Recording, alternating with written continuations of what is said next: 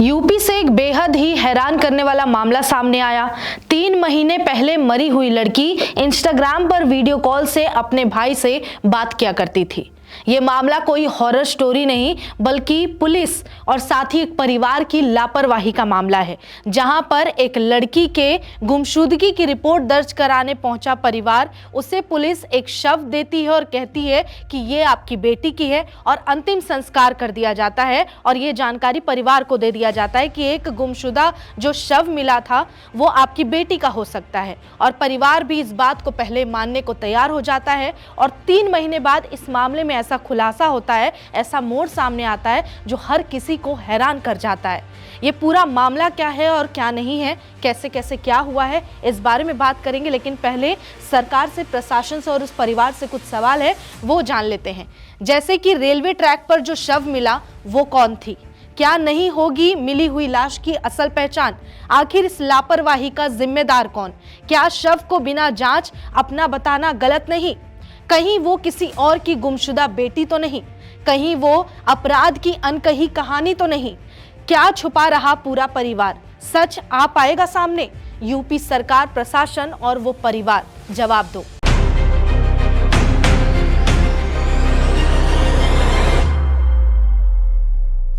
आप देख रहे हैं हमारा खास शो जवाब दो और मैं हूं आपके साथ निशा कश्यप।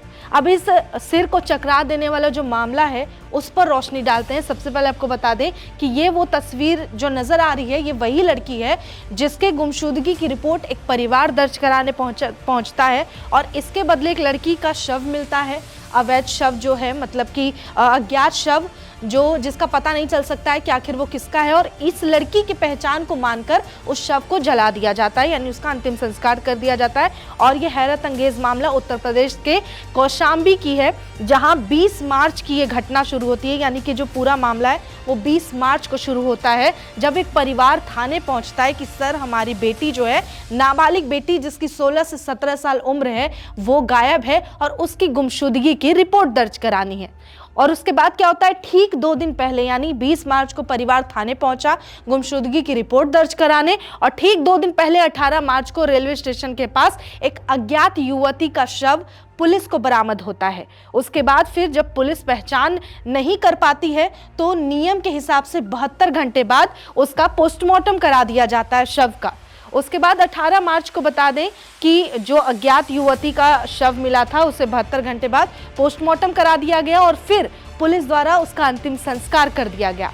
अब आ जाता है तारीख 2 दिन बाद यानी 22 मार्च को परिवार वालों को ये कहा जाता है कि देखिए हमें एक शव मिला था और हमने उसकी पहचान नहीं होने पर उसका पोस्टमार्टम करा के अंतिम संस्कार कर दिया। ये जानकारी अब पुलिस उस परिवार को दे रही है जो परिवार अपनी बेटी की गुमशुदगी की रिपोर्ट दर्ज कराने थाने पहुंची थी। उसके बाद क्या होता है, उसके बाद उन्होंने जो परिवार होता है वो स्वीकार कर लेता है कि चलो ठीक है, हमारी बेटी ऐसे भी खो गई थी, हमें कहीं मिली नहीं, हो सकता है कि हमारी बेटी के साथ कोई हादसा हो गया हो और वो मारी गई हो। ऐसा स्वीकार परिवार कर लेता है कि शायद वो जो शव मिला जिस लड़की का वो हमारी ही बेटी थी। उसके बाद फिर इतने के बाद हालांकि परिवार पूरी तरह से संतुष्ट नहीं होता है, तो परिवार यहाँ क्या कहता है, पुलिस पर आरोप लगाते हुए कि ये पुलिस की लापरवाही है कहीं ना कहीं, कि अगर उन्हें वो शव मिला भी तो वो हमें नहीं बताकर खुद से उसका अंतिम संस्कार कर दिया उन्होंने। और अंतिम संस्कार जैसे काम को अंजाम पुलिस द्वारा दिए जाने को लेकर पुलिस पर परिवार आरोप लगाती है, गंभीर आरोप लगाती है लापरवाही का। उसके बाद ये मामला जो है धीरे धीरे क्या होता है, सोशल मीडिया पर सुर्खियों में आ जाता है। हर कोई इसके बारे में बात करने लगता है कि आखिर कैसे ऐसा हो सकता है। उसके बाद फिर इस पूरे मामले को लेकर 22 तारीख को एक शख्स थाने पहुंचता है और ये इस लड़की का भाई होता है। ये जो शख्स थाने पहुंचता है वो इस लड़की का भाई होता है, जो गुमशुदा हो चुकी है लड़की, उसका भाई। और वो भाई वहां पहुंचकर थाने में कहता है कि ये जो लड़की थी वो हमारी ही बहन थी, यानी आपने जिसका अंतिम संस्कार किया वो मेरी 17 साल की बहन थी। और वो पहचान करके वो पुष्टि कर देता है, ये भाई करता है 22 तारीख को पहुंचकर। उसके बाद फिर क्या होता है कि वो उसके बाद कहता है पुलिस स्टेशन पहुंचकर कि मेरी बहन का अपहरण किया गया और उसके बाद हत्या किया गया। आखिर इस मामले में पुलिस आरोपी को क्यों नहीं ढूंढ पा रही है। अब यहाँ भाई और परिवार आकर थाने के बाहर खूब हंगामा करते हैं और बवाल काटते हैं और कहते हैं कि मेरी बहन यानी जिसका आपने अंतिम संस्कार किया उसकी हत्या करके रेलवे ट्रैक पर फेंक दिया गया है और हम चाहते हैं इस पे आप कार्रवाई करें और जो आरोपी है यानी जिसने मेरी बहन का तथा कथित हत्या उसकी की है उस आरोपी को आप पकड़ के जेल में डालो। उसके बाद फिर फैमिली क्या करती है, एक नाम लेकर आती है और गिरफ्तारी इसमें कराती है एक शख्स की, ये कहते हुए कि इसी ने मेरी बहन की हत्या की है और रेलवे ट्रैक पर इसे फेंक दिया है। यहाँ पर परिवार एक नए नाम के साथ आता है और भाई थाने में खूब हंगामा करता है अपनी बहन की हत्या को लेकर। उसके बाद फिर पुलिस भी सोचती है कि अगर ये हत्या का मामला है तो हम इसमें जांच करते हैं और पुलिस आगे की जांच में जुट जाती है। उसके बाद फिर क्या होता है, पुलिस का दावा होता है कुछ समय बाद जब महीनों तक ये जांच चलते रहती है, उसके बाद पुलिस को पता चलता है कि दरअसल जो लड़की हमें मृत मिलने की बात कही गई थी कि वो लड़की मृत पाई गई और हमने अंतिम संस्कार कर दिया, असल में वो गुमशुदा लड़की मृत नहीं थी, यानी कि वो अभी भी जिंदा है। और इस बात का खुलासा पुलिस खुद करती है और बताती है कि हमें एक लड़की का पता चला है और वो लड़की आप ही की बहन है और वो जिंदा है।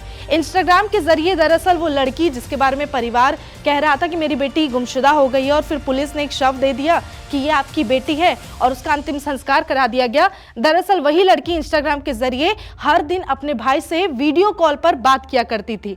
अब उसके बाद पुलिस ने प्रेस रिलीज जारी करते हुए खुद ये बात कही है कि मोबाइल सर्विलांस और साइबर क्राइम की जो ब्रांच है वो टीम मिलकर जब ढूंढ रही थी तब इस लड़की का लोकेशन ट्रेस किया गया इंस्टाग्राम के जरिए और हत्या के आरोप में फिर क्या होता है कि इस लड़की के हत्या के आरोप में परिवार जहां बौखलाया हुआ था कि आप इस व्यक्ति की गिरफ्तारी करो क्योंकि इसने मेरी बहन की हत्या की है, वो क्या करता है वहां पे उसे जेल जाने से फिर बचा लिया जाता है। दरअसल ये पूरा मामला एक लव एंगल है यहाँ पे, जहां ये लड़की किसी से प्यार करती है और घर से ही उस लड़के के साथ भाग जाती है और ये वहां से भागकर स्टेट क्रॉस करते हुए कहीं दूसरे स्टेट में चली जाती है और परिवार को भनक नहीं लगता, लेकिन परिवार को ये कहीं ना कहीं अंदाजा हो चुका होता है कि शायद किसी लड़के के साथ भागी है।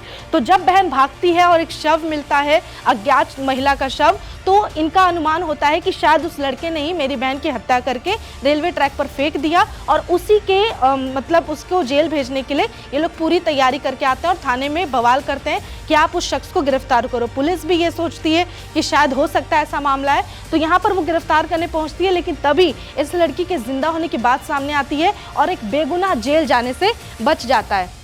उसके बाद इस पूरे मामले को लेकर पुलिस क्या करती है, अब 3 महीना बीत चुका है, जो कहानी 20 मार्च को शुरू हुई थी उसकी गुमशुदगी की रिपोर्ट के साथ, अब जाकर ये जून महीने में ये मामला सुलझा और 3 महीने बाद परिवार द्वारा मृत घोषित जो है लड़की यानी कि बेटी उस घर की वो जिंदा पाई जाती है। अब पुलिस फोन के जरिए उसे ट्रेस करके लड़की को सलामत बरामद कर चुकी है और वो लड़की पुलिस के पास पहुंचती है और पुलिस को अपना बयान भी देती है। हालांकि पुलिस फिलहाल पूरे मामले की आगे की भी कार्रवाई कर रही है कि आखिर ये कैसे हुआ, क्या हुआ। उसके बाद जो आरोप लगा रहे थे परिवार कि लावारिस शव को, जिसे उनका अंतिम संस्कार जिस लड़की का किया गया, उस पर शव को लेकर परिवार ने बहुत हंगामा किया था। अब पुलिस यहां पर क्या कर रही है कि जिस लड़की का पोस्टमार्टम कराकर अंतिम संस्कार किया गया उसका डीएनए सैंपल जांच के लिए भेजा गया है। हालांकि हमारे खबर बताने तक उसका डीएनए सैंपल जो लिया गया उसका कोई फाइनल रिजल्ट सामने नहीं आ सका है, जिससे यह खुलासा हो सकेगा कि जिस लड़की का शव इन्होंने पोस्टमार्टम करा के अंतिम संस्कार कर दिया था इस लड़की का बताते हुए आखिर वो असल में कौन थी और उसके साथ क्या हुआ था। उसके बाद अभी तक इसमें जांच रिपोर्ट सामने नहीं आई है। उसके अलावा जो एसपी के मुताबिक उन्होंने कहा कि लड़की से जब हमने पूछताछ की, जो बरामद की गई है इनकी बहन, उससे पूछताछ करने पे पता चला कि लड़की जो है वो महाराष्ट्र के पुणे में रहती थी और कोर्ट में 164 धारा के तहत उसने अपना बयान भी दर्ज कराया है। अब देखिए इस पूरे मामले को लेकर कई सवाल खड़े होते हैं। पहला सवाल कि आखिर जिस शव पुलिस को जो शव मिला था उसकी पूरी जांच उसी वक्त क्यों नहीं की गई। दूसरी बात कि पुलिस ने परिवार को ये कह दिया कि हमें रेलवे ट्रैक के पास एक लड़की मिली है और वो आपकी बेटी है। आखिर पुलिस ने ये जो बयान दिया वो किस तर्ज पे दिया? ना तो आपने डीएनए टेस्ट कराया जो सबसे ज़रूरी है, क्राइम सीन पर आप जब भी जाते हैं आप पोस्टमार्टम तक करा चुके, तो एक छोटा सा डीएनए टेस्ट अगर करा देते तो उस वक्त ये खुलासा हो जाता कि जिस लड़की का शव आपको मिला है असल में वो इनकी बेटी नहीं है। दूसरा सवाल परिवार पे खड़ा होता है कि अगर आपको ये पता था कि आपकी बेटी किसी के साथ भेजी है, क्योंकि आप एक इंसान को लेकर वहां पहुंच जाते हैं कि इसने मेरी बहन की हत्या की है, तो आपको जब ये मामला पहले से पता था तो पुलिस को आपने ये शुरू से ही क्यों नहीं बताया कि मेरी बेटी का प्रेम प्रसंग चल रहा था और मेरी बेटी किसी के साथ भागी है जिस पर हम हत्या का आरोप लगा रहे हैं? तब यहाँ मामला दूसरा बनता, ना कि गुमशुदगी का बनता। तीसरा सवाल है कि 2 दिन बाद भाई को याद आता है ये बताने के लिए, पुष्टि करने के लिए कि हाँ आपने सर जिस लड़की का अंतिम संस्कार किया है वो मेरी ही बहन है। तो उसके बाद यानी कि परिवार जो है वो बार बार बयान बदल रहा था। तो क्या यहाँ पर परिवार को छुपाने की कोशिश कर रहा था? दूसरी तरफ पुलिस को आरामदेह काम लगा। उसे पता चला कि एक शव हमें मिल गया है जो अज्ञात महिला का है, जिसकी पहचान का अभी भी नहीं पता और वो गुमनाम होकर वो लड़की मर चुकी है। उसके साथ क्या हुआ उसका किसी को नहीं पता। उसके अलावा उन्हें एक शव मिला, वो परिवार को कहते हैं कि आपकी बेटी का शव है, परिवार भी मान जाता है। यानी यहाँ पर एक साथ दोनों का विन विन हो गया, दोनों जीत गए इस मामले में कि चलो मेरा भी रास्ता साफ, मेरी बेटी मरी हुई है ये मान लिया, और पुलिस भी हाथ धो देती है इस मामले से कि हमने लड़की जो आपकी गुमशुदा हुई थी उसके शव को बरामद करके दे दिया। लेकिन 3 महीने बाद जब ये मामला खुलता है, हालांकि जो लड़की है उसका नाम या पहचान जागृत नहीं किया गया है, सामने नहीं लाया गया, उसे गुप्त रखा गया है, और इसलिए क्योंकि वो जो लड़की है वो नाबालिग है।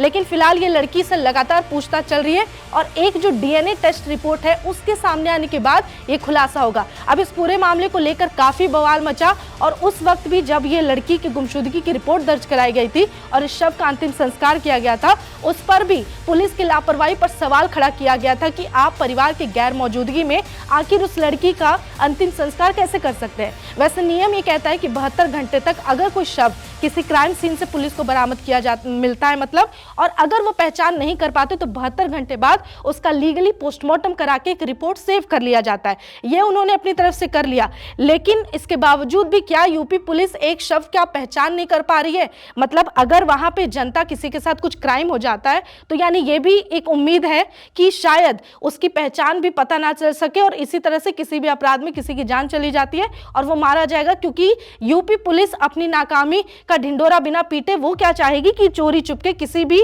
केस में से उठा के कोई भी मामला, क्या पता वो जो शव है वो किसी और बड़े मामले में कहीं ना कहीं एक सबूत का काम करती। लेकिन इस तरह से एक शव, एक अज्ञात शव के मिलने से पुलिस की लापरवाही ने 2 अलग अलग मामले को मिक्स कर दिया और किसी में पूरी तरह से न्याय नहीं मिल सका है। हालांकि इस पूरे मामले को लेकर आप क्या सोचते हैं ये भी बताइएगा। और आपको बता दें कि ये रिपोर्ट कौशांबी के रिपोर्टर करण सिंह द्वारा जारी की गई है, जिस पे आज हमने बात की। अगले एपिसोड में, अगले जो शो में है उसमें हम किसी और मुद्दे पर इसी तरह बात करेंगे और सरकार और प्रशासन दोनों से सवाल करते रहेंगे।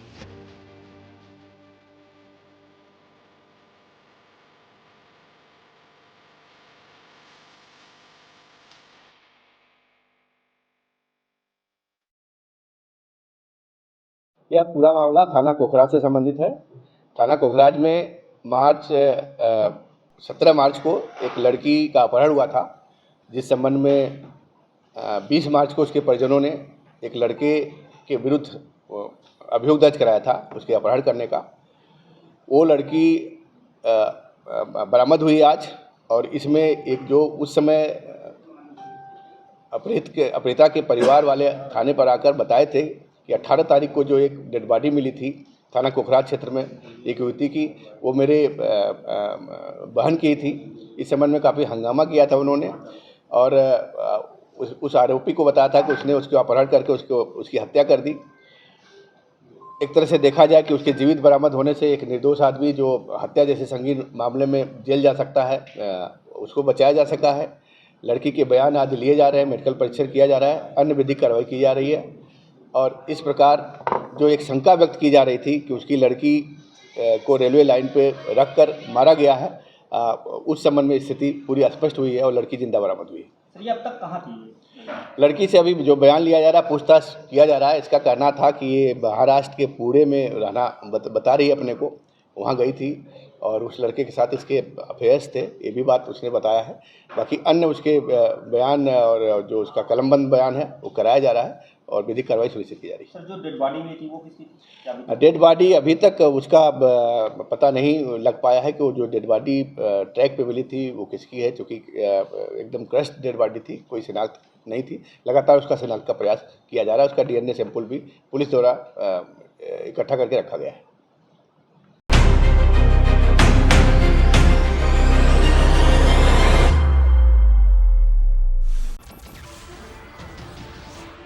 नमस्कार, मैं हूं मानक गुप्ता। अगर आपको हमारा ये वीडियो पसंद आया हो तो इसे लाइक और शेयर जरूर करें और हाँ, हमें सब्सक्राइब और फॉलो करना ना भूलें ताकि आप देश और दुनिया की कोई खबर मिस ना करें। तो जुड़े रहिए हमारे साथ और देखते रहिए News 24।